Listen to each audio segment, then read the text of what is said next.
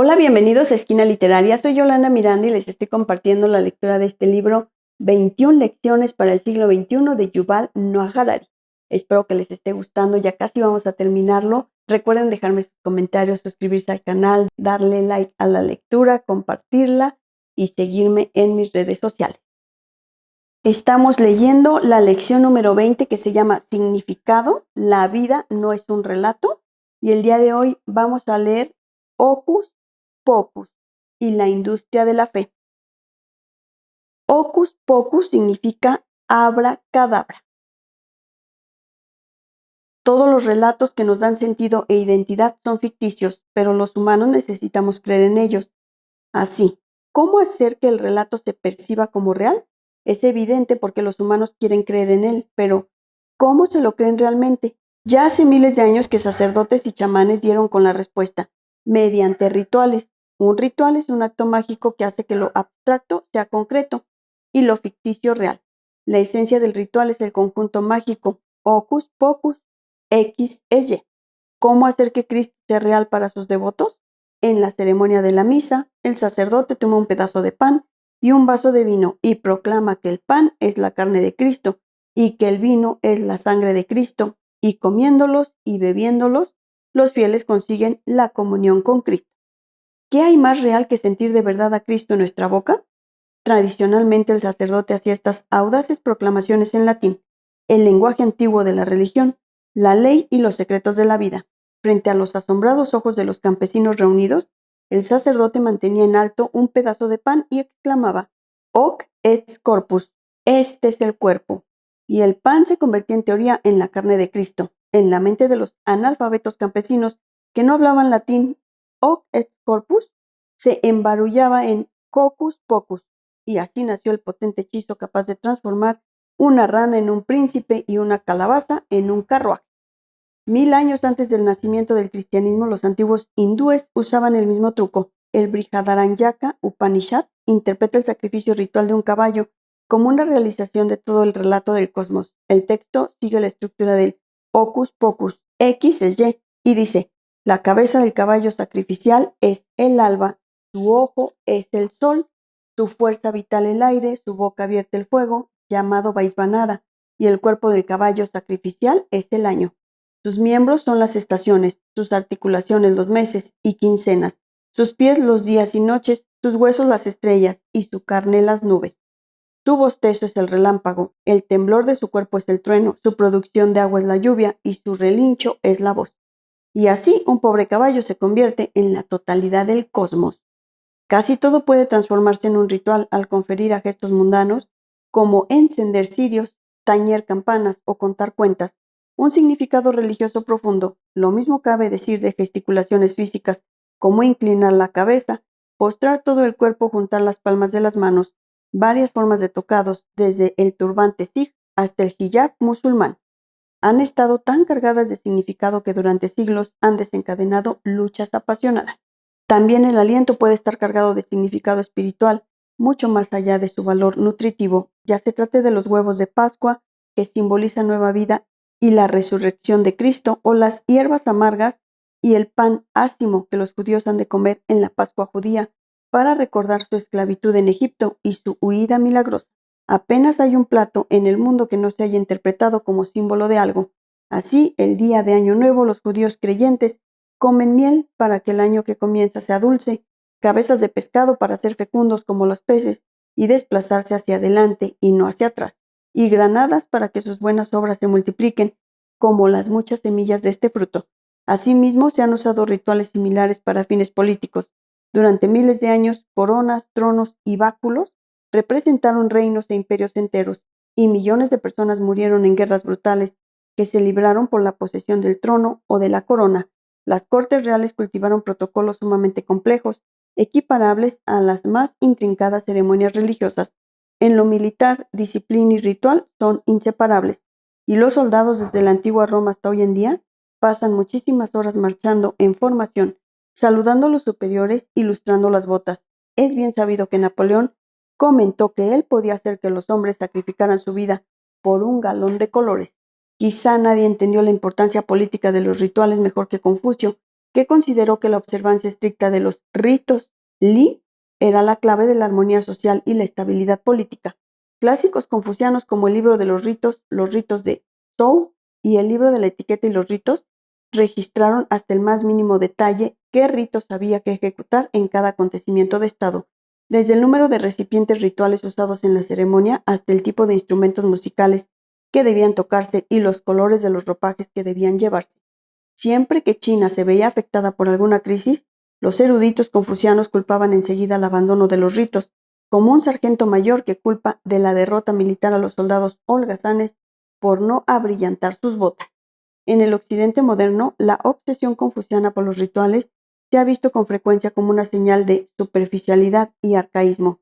En realidad es probable que dé fe de la apreciación profunda e intemporal de la naturaleza humana por parte de Confucio. Quizá no sea una coincidencia que las culturas confucianas, la primera y principal en China, pero también en las vecinas, Corea, Vietnam y Japón, crearán estructuras sociales y políticas perdurables. Si queremos conocer la verdad última de la vida, ritos y rituales son un obstáculo enorme, pero si estamos interesados como Confucio en la estabilidad y la armonía sociales, la verdad suele ser una carga, mientras que ritos y rituales figuran entre nuestros mejores aliados. Esto es tan relevante en el siglo XXI como lo fue en la antigua China. El poder de Hocus Pocus está vivito y coleando en nuestro moderno mundo industrial.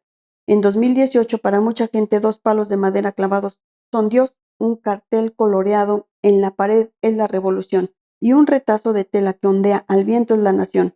No podemos ver ni oír Francia porque existe solo en nuestra imaginación, pero sin duda podemos ver la bandera tricolor y escuchar la marsellesa.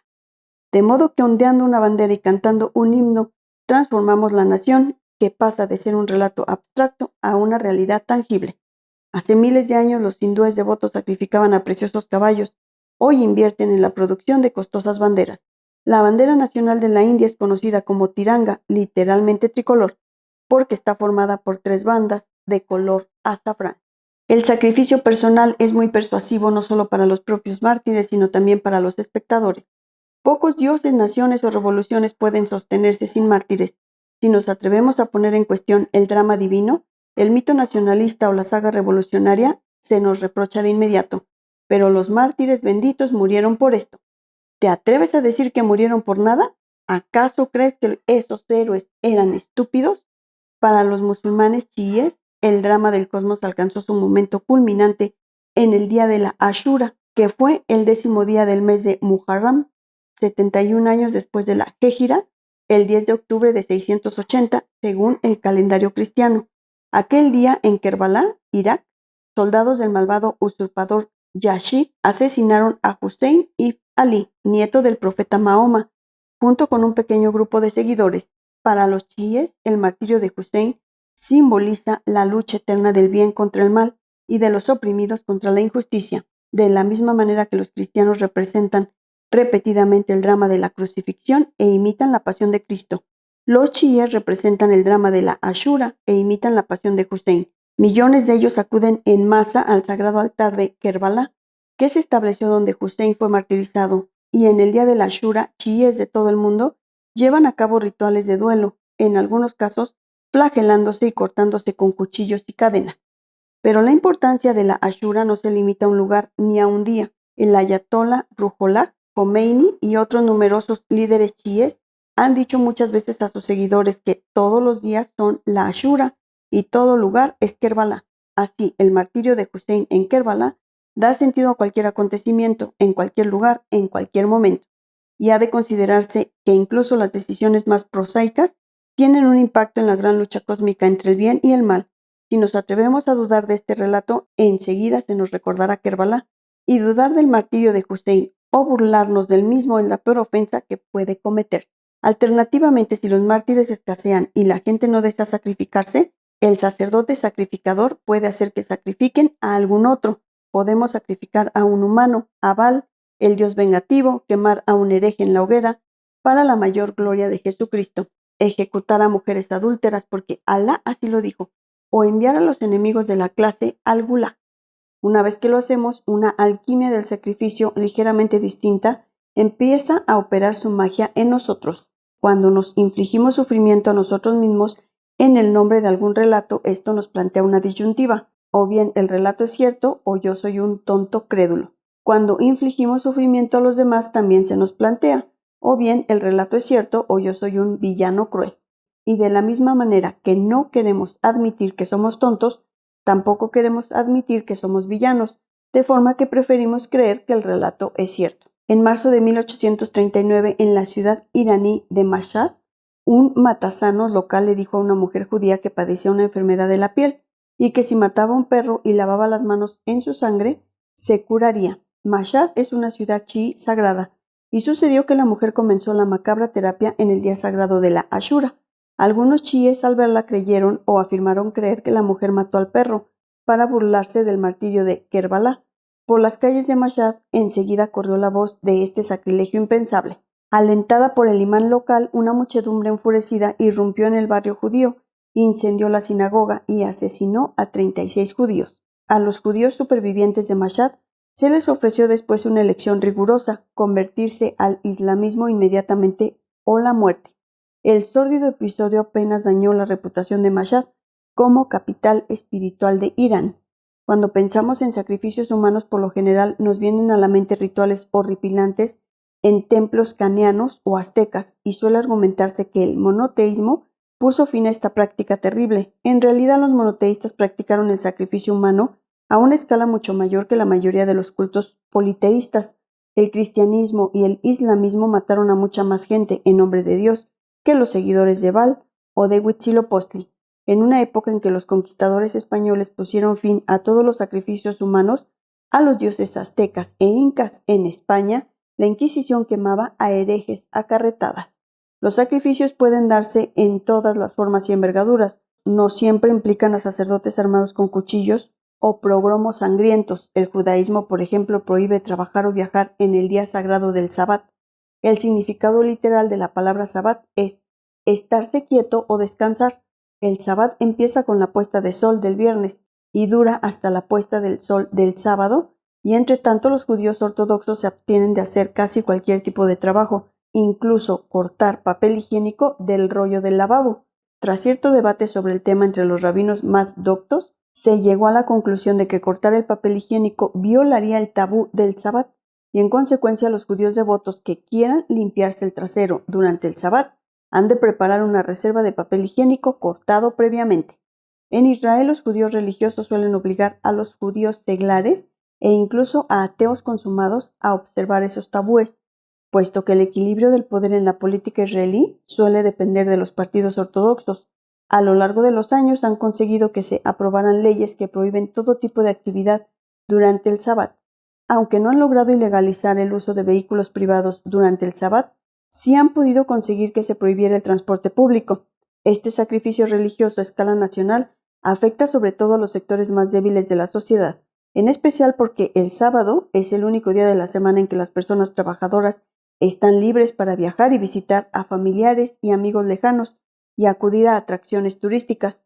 Una abuela rica no tiene ningún problema en conducir su coche nuevo para visitar a sus nietos en otra ciudad, pero una abuela pobre no puede hacerlo, porque no hay autobuses ni trenes. Al causar tales dificultades a cientos de miles de ciudadanos, los partidos religiosos demuestran y fortalecen su fe inquebrantable en el judaísmo. Aunque no se vierta sangre, sí se sacrifica el bienestar de muchas personas. Si el judaísmo solo es un relato ficticio, entonces es algo cruel y desalmado impedir que una abuela visite a sus nietos o impedir que un estudiante sin blanca vaya a divertirse un poco a la playa. Cuando a pesar de todo esto se hace, los partidos religiosos están diciéndole al mundo y a sí mismos que creen de verdad en el relato judío. ¿Acaso piensa el lector que disfrutan perjudicando a la gente si no hay una buena razón, sea esta la que fuere? El sacrificio no solo fortalece nuestra fe en el relato, sino que a menudo es un sustituto de todas las demás obligaciones para con éste. La mayoría de los grandes relatos de la humanidad han establecido ideales que la mayor parte de la gente no puede cumplir. ¿Cuántos cristianos observan realmente los 10 mandamientos al pie de la letra y no dan falsos testimonios ni codician bienes ajenos nunca? ¿Cuántos budistas han alcanzado hasta ahora la fe de ausencia del ego? ¿Cuántos socialistas trabajan al máximo posible de su capacidad, al tiempo que no toman más de lo que en realidad necesitan? Incapaz de estar a la altura del ideal, La gente se dedica al sacrificio como una solución. Un hindú puede cometer fraudes en los impuestos, visitar ocasionalmente a una prostituta y maltratar a sus ancianos padres, pero después se convence de que es una persona muy piadosa, porque ha respaldado la destrucción de la mezquita de Brabi Masjid en Ayodhya e incluso ha donado dinero para construir un templo hindú en su lugar. En el siglo XXI ocurre lo mismo que en los tiempos antiguos. La búsqueda humana del sentido de la vida acaba muy a menudo con una sucesión de sacrificios. Espero que les haya gustado la lectura del día de hoy de este libro 21 lecciones para el siglo XXI de Yuval Noah Harari. Los espero en el próximo video para continuar con esta y otras lecturas. Muchas gracias por escuchar.